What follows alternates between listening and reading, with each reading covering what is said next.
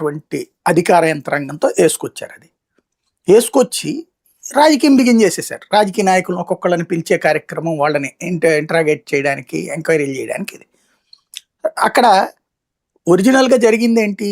ఈ ప్రభుత్వం వచ్చాక వచ్చినటువంటి నెయ్యి, ఆ బోలే బాబా, దానికి వేరే పేరేదో ఉండేదట ఇంతకుముందు, ఆ సంస్థకు సంబంధించినటువంటి నెయ్యి కొన్నారు.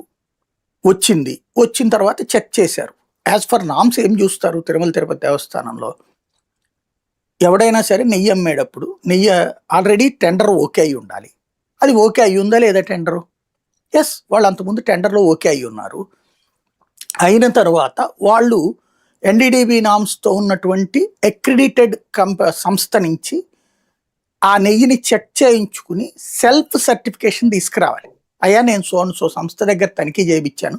ఇప్పుడు మీరు చూస్తుంటారు, ఇసుకది సొంతగా ఎక్కడికక్కడ వేబిల్లులు వసూలు చేసి తీసుకొస్తారు కదా, ఎంత బాగుంది అన్నట్టు. అట్లాగే ఇది కూడా తీసుకురావాలి, అక్కడ చెక్ చేయించి. ఆ తీసుకొచ్చిన తర్వాత కూడా టీటీడీ చెక్ చేస్తుంది.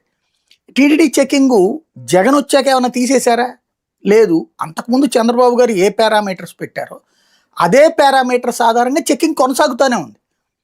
ఆ చెకింగ్లో ఫెయిల్ అయిన వాటిని తిప్పి పంపడం చంద్రబాబు ఉన్నప్పుడు జరిగింది, జగన్మోహన్ రెడ్డి ఉన్నప్పుడు జరిగింది. అట్లాగే ఇప్పుడు వచ్చాక ఇప్పుడు కూడా అదే కొనసాగినప్పుడు వాటిని తిప్పి పంపించేశారు.